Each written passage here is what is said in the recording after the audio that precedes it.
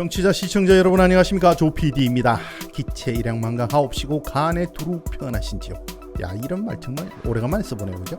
한 주간 잘 보내셨으리라 믿습니다. 자, 이번 한 주간 있었던 뉴스를 후다닥 전해드리도록 하겠습니다.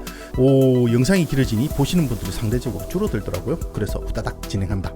자, 노동당 킴벌리 키칭 의원 사망을 두고 정쟁이 계속 이어지고 있습니다. 카야마 선거구의 의원이 성적 학대 혐의로 기소되면서 의원 정직을 당했습니다. 자, 뒤늦게 모리슨 총리는 퀸슬랜드에 댐 2개를 건설하겠다고 발표했습니다. 자, 선거가 다가오면서 쓰레기통에 정치적 문구를 붙인 일로 카운슬이 반발하고 나왔습니다. 자, 이 소식 말고도 많은 소식이 있으니 채널 고정하시고요. 어디 가시지 말고 끝까지 봐주시기 바랍니다.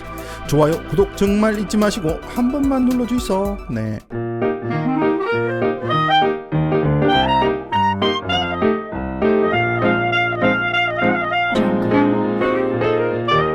자, 저희 호주 시사 TV는 알아야 면장을 한다는 모토를 가지고 호주 시사에 관심을 가지고 알아가는 사람들의 모임을 만들기 위해 카카오톡 오픈 채팅방을 운영하고 있습니다. 자, 호주 시사에 관심을 가진 사람들이 모여서 시사 정보도 교환하고 친목도 다지는 방입니다. 카카오톡 오픈 채팅방에서 호주 시사 TV를 검색해서 오십시오. 비밀번호도 자격 조건도 없습니다. 오셔서 같이 면장되어 보아요. 네. 자, 지지난주부터 적극적으로 홍보를 했더니 많은 분들이 오셨습니다. 지금 현재 73분 정도가 계시는데요. 목표는 150명입니다. 관심 있는 분들의 많은 참여 바랍니다. 150분 이상은 안 받을 거예요. 네, 늦기 전에 오세요. 네. 자, 첫 번째 소식입니다. 지난주부터 계속 논란이 되고 있는 정치권 뉴스이지요. 노동당 킴벌리 키칭 의원이 심장마비로 사망한 것을 두고 양당이 공방을 벌이고 있습니다. 킴벌리 키칭 의원이 의원 생활을 하는 동안 동료 여성 의원들에게 따돌림을 당하면서 심한 정신적 고통을 받았다는 이야기가 나오면서 여당이 알바니즈 야당 대표에게 이에 대한 조사를 실시하라고 촉구하고 나서면서 이를 정쟁화했습니다. 알바니즈 노동당 대표는 이를 거절했고 당내 킴벌리 키칭 상원 의원의 이름을 따 노동당 내 인권상을 제정하는 것을 추진하고 있는 것으로 알려졌습니다. 보수 라디오를 듣다 보면 이 문제를 가지고 일주일 정도 계속해서 문제를 삼고 있는데요. 알바니즈 대표와 이름이 거론된 노동당 내 중진 여성 의원들을 섭외하기 위해서 엄청나게 노력을 하더라고요. 그런데 방송 출연 요청이 전혀 응하지 않고 있습니다. 그러자 나올 때까지 이 문제를 계속 때리는 모양새를 취하고 있는데요. 예전에 자유당 내 여성 인권 문제가 있을 때 이제 알바니즈 대표가 발언했던 것을 모아가지고 계속 틀어줍니다. 나올 때까지. 네. 언제 나올지. 나올까요? 안 나올까요? 자, 노동당에서는 여기에 엮이고 싶지 않은 것 같습니다. 하여간 출연할 때까지 까려고 하는 것 같은데 어떻게 되나 한번 보겠습니다. 뉴사우스웨일즈주 남부 해안에 위치한 키아마 지역구의 가레스 와드 의원이 2013년에 17세 10대 소년과 2015년 27세 남성을 성적 학대한 혐의로 기소되었습니다. 자, 와드 의원은 성추행과 동의 없는 성관계 및 일반 폭행 등 3건의 폭행 혐의로 기소되었는데요. 도미닉 페로테이 수상이 의원직 사임을 요구했는데 불응을 하셨습니다. 그러자 의회는 만장일치로 와드 의원을 의원 정직 처리하는 안을 통과시켜버렸습니다. 자, 와드 의원은 자신의 결백을 주장하고 있습니다. 한편 정직 처분을 받은 와드 의원은 의정 활동을 하지 못하는 상황에도 법적으로 임금을 받는 것으로 알려지자 페로테이 수상은 이를 중단할 법적인 수단을 모색하고 있는 것으로 알려졌습니다. 모리슨 정부는 퀸슬랜드 북부에 댐 2개를 건설하기 위해 59억 달러를 배정했습니다. 자, 이 과정에서 주요 치수 관련 프로젝트를 검토하기 위해 2년 전에 설립되었던 자문위원회의 의견을 구하지 않은 것으로 밝혀졌습니다. 헬스게이트와 우란나댐에 자금을 투자하겠다는 약속은 지난주에 이루어졌지만 이 2개 댐 건설 제안에 대해 국가수도망 자문기구의 공식적인 검토를 받지 않은 것으로 확인되어서 가디언이 보도했습니다. 우란나 프로젝트에 대한 경제적 타당성에 의문이 제기되고 헬스게이트에 대한 타당성 검토는 아직 진행 중인 것으로 알려졌습니다. 우리 총리님이 너무 성급하게 발표하신 건 아닌지. 자, 러시아 우크라이나 전쟁으로 제2차 세계대전 이후 최대 규모의 난민 사태가 발생하고 있습니다. 자, 이런 와중에 많은 수의 호주인들이 우크라이나 주변국으로 가서 우크라이나를 탈출하는 사람들에게 통역 서비스를 제공하거나 승합차로 사람들을 실어 나르는 등 그게 도움을 주고 있는 것으로 알려졌습니다. 호주 정치인들은 여성 정치인들이 왕따를 당했다는 주장에 대해 정치하는 데 따른 대가나 남성 의원들도 똑같은 일을 당하고 있다면서 일상적인 일로 치부하는 경향이 있는 것으로 새로운 연구 결과 밝혀졌습니다. 노동당 킴벌리 키칭 의원이 당내에서 왕따와 괴롭힘을 당해 그 스트레스로 건강이 악화, 심장마비로 사망에 이르렀다는 야당과 당내 주장이 나오면서 크게 논란이 일고 있는 상황입니다. 자, 홍수로 피해를 본 퀸슬랜드 지역 세입자들은 임대차법에 따라 임대 계약 기간이 만료되지 않아도 이사를 나갈 수 있습니다. 하지만 자연재해가 있은 지 한 달 안에 나가든지 아니면 계속 살든지 결정해야 하는 상황인데요. 이제 결정해야 하는 날이 며칠 남지 않은 상황입니다. 그냥 생각하면 이사를 나가면 될 것 같은데요. 그런데 상황이 만만치 않은 것 같습니다. 퀸슬랜드 임대 부동산이 부족해지면서 많은 세입자들이 계속 살아야 할지 이사를 가야 할지 고민에 빠져 있다고 합니다. 펜리스 카운슬의 한 주민이 쓰레기통에 스콧 모리슨 총리와 바나비 조이스 부총리 사진을 붙이고 bin him, chuck him out 이라는 문구를 붙여 놓았습니다. 이건 뭐 쓰레기통에 버리라는 얘기죠. 갖다 버리라는 얘기인데, 이런 일이 있자 혼스비 카운슬은 카운슬 재산에 정치적인 사안을 붙인 경우 쓰레기를 수거하지 않겠다고 경고하고 나섰습니다. 정치적인 홍보는 선거가 시작되면 개시할 수 있지만 아직 선거운동이 시작되지도 않은 상태이고 카운슬 재산에 정치적인 홍보물을 붙이는 것은 부적절하다고 지적했습니다. 그러니까 카운슬 쓰레기통에 붙이지 말고 너네 우체통이나 벽에 너네 담벼락에 붙이라고 얘기를 하고 있습니다. 참고로 이 카운슬 시장님은 자유국민연립 소속인 것으로 알려졌습니다. 자, 요거 심각한 뉴스입니다. 작년 11월 솔로몬 아일랜드에 반정부 시위가 있었고 호주는 치안 유지를 위해서 경찰 병력을 파견한 바가 있습니다. 호주 북동쪽에 위치한 솔로몬 아일랜드는 호주 안보에 있어서 아주 중요한 지역입니다. 그런데 솔로몬 아일랜드 정부와 중국이 안보 협약을 준비하고 있는 것으로 알려졌습니다. 대략적인 내용은 중국이 자국민 보호나 솔로몬 아일랜드에서 진행되는 프로젝트를 보호하기 위해서 자국 군대를 파견할 수 있도록 한다는 것입니다. 또한 솔로몬 아일랜드를 중국 선박이 보급을 받거나 연계하는 곳으로 활용될 수 있도록 허락한다는 것입니다. 자, 거기에 최근 중국 경찰은 대표단을 파견해서 솔로몬 치안 당국의 치안 유지와 관련된 훈련을 제공하고 있는 것으로 알려졌습니다. 여기에 모의 총이 반입되면서 이것도 논란을 일으키고 있습니다. 자, 만약 중국이 솔로몬 제도에 군대를 파견한다면 호주 안보에는 아주 위협이 될 수 있는 상황입니다. 아직 최종 서명을 하지 않은 상태로 알려지고 있습니다만 이 뉴스 나온 거에 보면 또 협정에 서명했다는 얘기도 나오더라고요. 자, 이거 정말 이거 중국이 여기까지 들어오면 골 때립니다. 정말 돌아갈 수 없는 강을 건너는 꼴이 되지 않을까 걱정인데요. 솔로몬 아일랜드는 대만과 단교한 후에 2019년 9월 중국과 외교 관계를 수립한 바 있습니다. 그리고 지금 솔로몬 아일랜드의 수입의 50%가 지금 현재 중국에서 나오고 있는 상황이라고 합니다. 자, 이런 상황에서 노동당은 태평양 섬나라에 지원하고 있는 지원금을 줄이면서 이 같은 사태가 벌어졌다고 현 정부를 비난하고 나섰습니다. 여기서 잠시 광고 하나 하고 가겠습니다. 제가 호주 팟캐스트의 거의 시조세라고 볼 수 있는데요. 제가 시드니에서 팟캐스트를 시작하던 시점에 멜번에서도 팟캐스트 하나가 운영되고 있었습니다. 손 PD의 멜번에서 한다가 그 프로그램의 이름이었는데요. 저도 열심히 들었었습니다. 지금은 운영을 안 하고 계시는 것 같은데 최근 이 팟캐스트 운영자이시던 손 PD님이 책을 하나 내셨습니다. 이게 바로 그 책인데요. 알고 떠나는 호주 여행 지식 가이드입니다. 호주 역사를 아주 간략하고 재미있게 소개해주고 계시는데요. 여기에 곁들여 역사와 관련된 여행지를 함께 소개하고 있습니다.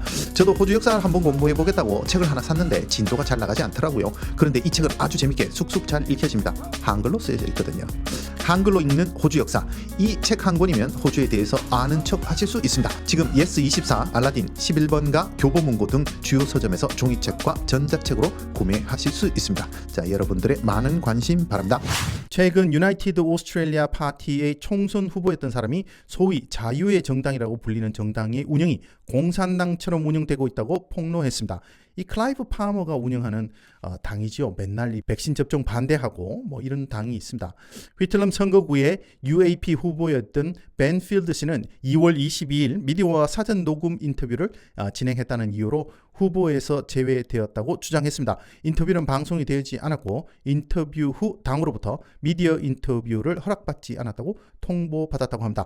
자, 이후 UAP는 휘틀럼 지역구에 새로운 후보를 내세웠습니다. 총선 후보가 미디어하고 인터뷰를 했다고 후보를 바꿔버리네요. 대단한 파티입니다. 자, 휘발유 가격이 엄청나게 올랐었죠.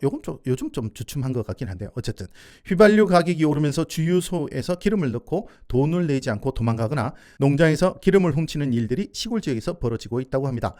우동가 지역에 있는 한 주유소 사장은 기름을 넣고 도망가는 사람이 한 달에 한 건 정도였는데 최근에는 한 주에 한 건 정도 발생한다고 전했습니다. 피해 금액도 10불에서 150불로 다양하다고 합니다. 이 10불이면 이거 그냥 좀 상황이 어려워서 그냥 도망간 거 아닌가? 이런 생각이 들기도 하네요. 시골 지역의 디젤 도난 사건도 20%나 증가했다고 합니다. 하지만 농부들의 신고율이 낮아 실제 도난율은 훨씬 더 높을 것으로 보고 있습니다. 물가가 상승하니 민심이 흉흉해지는군요. 다행히 기름값이 떨어지고 있고 이스터쯤에는 이불 아래로 떨어진다는 전망이 있어 다행입니다. 자, 호주 대학 내 성추행과 성희롱이 도를 넘고 있다고 합니다. 최근 각 대학별 성추행과 성희롱 순위가 발표되었는데요. 성추행과 성희롱 두 가지로 나눠서 순위가 발표되었습니다. ANU와 본드 유니버시티가 상위를 차지하고 있습니다. 전체 순위는 설명란에 게재해 놓도록 하겠습니다. 한번 보죠. 첫 번째 이 성희롱과 관련되는 건데요. 오른쪽에 있는 퍼센테이지는 입학 후에 피해를 경험한 학생들의 퍼센테이지입니다. 자, 1등은 The Australian National University인데 26.1%입니다. 두 번째로는 본드 유니버시티가 25%, 제임스 쿡 유니버시티가 22.2%, The University of Western Australia가 21.4%입니다. 자, 이렇게 쭉 순위가 나와 있는데요. 가장 적은 학교는 CQ University Australia로 9.1%를 기록하고 있습니다. 전혀 없는 건 아니네요. 26%에서부터 9%까지. 요거는 성희롱에 관련되는 거고요. 성추행과 관련해서는 1등이 본드 유니버시티입니다. 13.2%를 기록하고 있고요. 그리고 두 번째가 The Australian National University입니다. 이 두 개 대학이 이 두 카테고리에서 상위 1, 2위를 서로 번갈아 가면서 하고 있습니다. 세 번째는 제임스 쿡 유니버시티로 9.5%를 기록하고 있고요. 성추행이 가장 적은 대학교는 Federation University Australia가 1.9%를 기록했습니다. 자, 이게 대학 내에서 성희롱과 성추행 이건 뭡니까 이거? 참나. 대학 관리가 어떻게 되는지 좀 그렇습니다. 다음 뉴스입니다. 자, 이스트우드 한인타운에 건설 중이던 주차장이 드디어 완공되었습니다. 야, 이제 이스트우드 가기 조금 수월해지겠네요. 독림동이 훨씬 좋아지고 있는 것 같습니다. 자, 예정보다 조금 늦게 완공되었지만 새로운 주차 공간이 생겨서 한인 상공인과 이용자들이 반기고 있다는 소식입니다. 146대를 주차할 수 있는 이 주차장은 2시간까지는 무료이며 이후에는 주차비를 내게 되어 있습니다. 주차비는 그리 비싸지 않은 상황인데요. 주차 티켓이 필요 없는 번호판 인식 시스템을 사용하고 있으며 보안 카메라도 설치되어 있는 것으로 알려졌습니다. 지난 23일 완공식을 가지고 24일부터 이용할 수 있게 되었습니다. 이야, 이제 24일부터니까 지금 가시면 이용하실 수 있을 것 같습니다. 이상 호주 한화일보의 보도였습니다. 자, 호주는 보트를 타고 호주로 들어오는 난민들은 절대 호주에 정착시키지 않겠다는 정책을 가지고 있습니다. 보트 난민들은 국외에 있는 크리스마스 아일랜드와 나우루 같은 난민 수용소에 수용하고 있다가 제3국으로 보내는 정책을 펴고 있습니다. 2013년 케빈 러드 정부에서부터 강조되어 오던 이 정책은 자유국민 연립이 그대로 받아서 유지하고 있는 상태인데요. 2013년 뉴질랜드는 호주 수용소에 갇혀 있는 난민들을 일부 수용하겠다는 의사를 호주에 표명한 바 있습니다. 호주 정부는 불법으로 사람들을 밀항시키는 범죄자들에게 좋은 시그널을 보낼 수 있다는 이유로 계속 거부해 오고 있었습니다. 그런데 이번 연방 총선을 앞두고 전격적으로 뉴질랜드의 제안을 수용해서 나우루 수용소에 있는 450명 전원을 뉴질랜드로 보내 정착시키기로 합의했습니다. 매년 150명씩 3년에 걸쳐 뉴질랜드로 갈 예정입니다. 뉴질랜드는 매년 1,500명씩 받아들이는 난민 수용 쿼터를 이용해서 이들을 받아들일 예정입니다. 연방 정부는 오늘 이 합의가 호주의 강경 국경 정책을 희석시키지 않을 것이라고 주장했습니다만 정부가 지금까지 계속 이들의 뉴질랜드 재정착을 반대하던 논리를 그대로 뒤집은 상황이라 이 점을 지적받고 있습니다.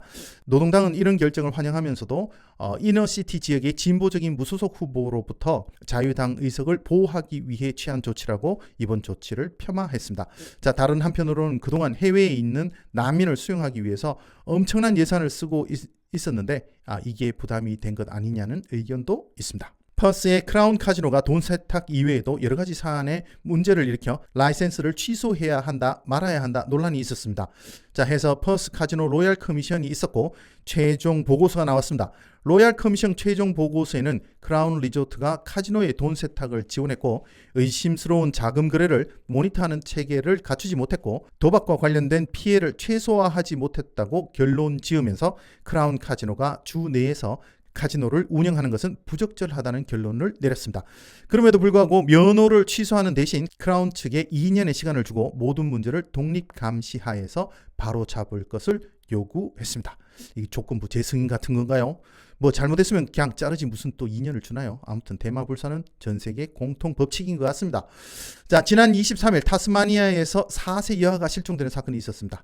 4살인 샤일리아는 집 뒷뜰에서 옆집 개들과 같이 놀고 있다가 개들과 함께 사라졌습니다. 이후 개 한 마리는 바로 돌아왔고 두 번째 개와 아이는 돌아오지 않았습니다. 100여 명의 수색 인원이 동원되어서 헬기와 드론 그리고 수색견 등을 이용해서 수색에 나섰고 두 번째 날에 두 번째 개가 발견되었습니다. 하지만 아이는 발견되지 않았습니다. 밤 기온이 11도까지 떨어지면서 하루하루 피말리는 수색 작업이 있었고 3일째인 25일에 집에서 500m 떨어진 수풀에서 아이가 발견되었습니다. 이 지역은 수풀이 너무 무성히 자라 있었고 헬기로 수색하던 당시 발견하지 못하고 사람들이 직접 들어가 수색하면서 발견되었습니다. 아이는 약간의 탈수 증세를 보일 뿐 건강한 상태였다고 합니다. 무사히 돌아와서 다행입니다. 자, 이번 주는 유난히도 실종 소식이 많았었는데요. 지난 22일에는 블루마운틴 지역 폴컨 브릿지에서 15살의 남자아이가 실종되었다는 뉴스가 있었는데 지역 주민의 도움으로 23일 와리무 지역에서 발견되었습니다. 23일에도 카툰바의 13살 아이가 실종되었다는 소식이 있었고요. 이것도 24일 미디어와 지역 주민들의 도움으로 라우라 지역에서 발견되었다고 합니다. 아무튼 이번 주 실종 사건들은 모두 해피엔딩으로 끝나서 정말 다행입니다. 여기서 광고 하나 더 보고 가겠습니다. 자, 모든 한의원은 환자의 건강을 생각합니다. 그러나 시드니 새생명 한의원은 환자의 건강만을 생각합니다. 이거 만자 한자가 더 많죠?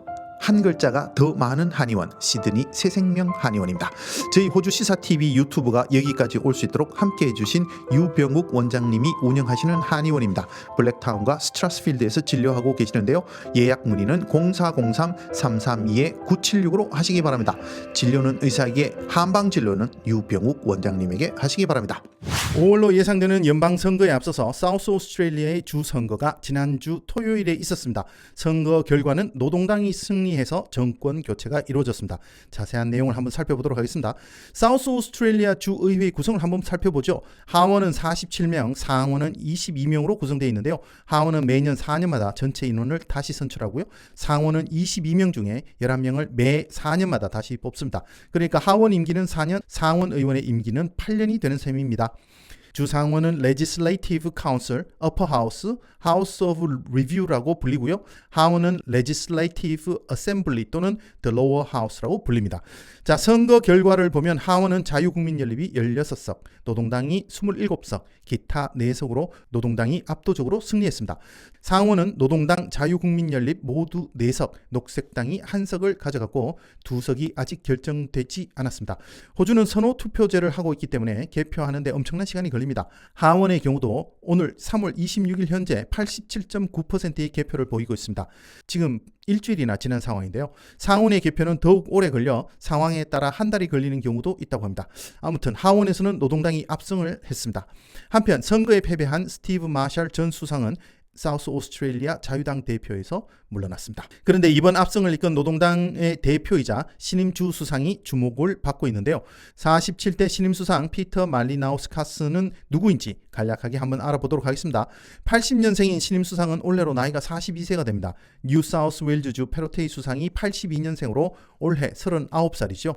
가장 젊은 수상이긴 합니다만 베르지클리안 전 수상이 사퇴하면서 재무상에서 수상이 된 케이스고요.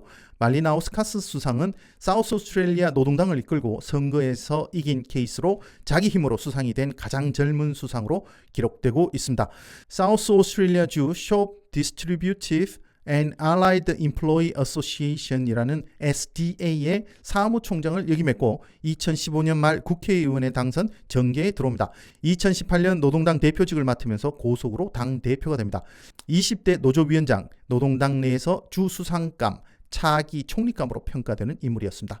자, 말리나우스카스 수상의 조부모는 2차 세계대전 당시 리투아니아 헝거리 난민으로 호주에 오게 되었습니다. 고등학교 12학년 때 학생회장을 지냈고 울워스에서 일하면서 대학에서는 커머스를 전공했습니다. 사우스 오스트레일리아 노동당 우파의 대부라 불리던 돈 페러를 이어 SDA의 사무총장을 역임합니다. 이후 30대의 나이에 노동당 전국 집행위원으로 선출되기도 했습니다.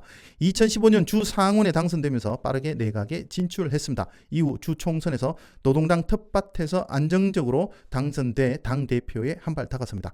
2018년 주 총선에서 노동당이 자유국민연립에 패하면서 당시 제이 웨더럴 노동당 대표가 사퇴하면서 당 대표가 되었습니다.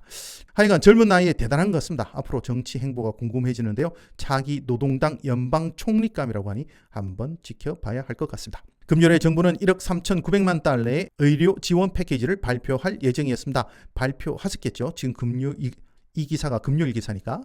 아무튼 자유국민연립은 자궁 내막증으로 고통받는 80만 명의 호주 여성에 대한 진단 및 1차 진료 지원을 개선할 것이라고 약속하면서 5,800만 달러의 자금 지원을 발표할 예정이었습니다. 스콧 모리슨 총리는 금요일 각 주와 테리토리의 전문 자궁 내막증 치료센터를 설립하기 위한 5,800만 달러 자금 지원 패키지를 발표했습니다. 모리슨 총리는 또한 낭포성 섬유증, 척수성 근위축 및 취약 X 증후군에 대한 유전자 검사를 메디케어를 통해서 무료로 제공할 예정으로 여기에 8,100만 달러의 자금을 지원할 예정입니다. 자궁 내막증은 자궁을 둘러싸고 있는 조직이 자궁 밖에서 자랄 때 발생하는 질병입니다.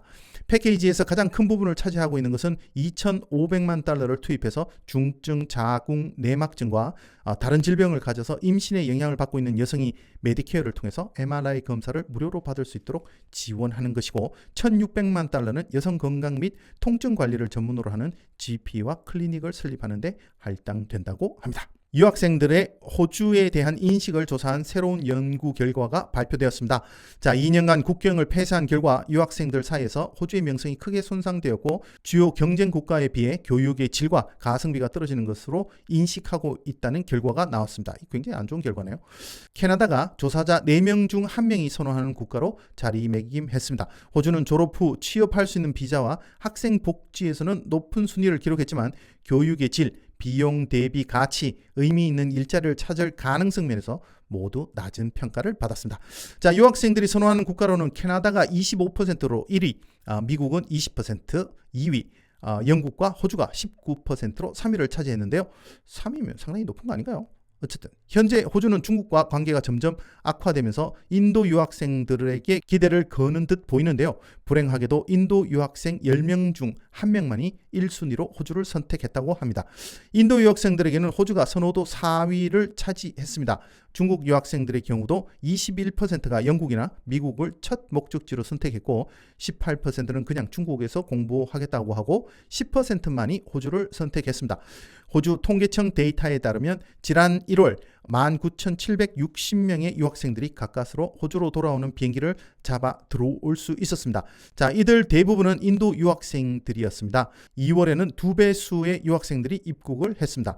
호주가 인도와 중국으로부터 홀대받지만 베트남, 인도네시아, 태국과 같은 동남아 국가 학생들은 호주를 호의적으로 생각하고 있는 것으로 나타났습니다.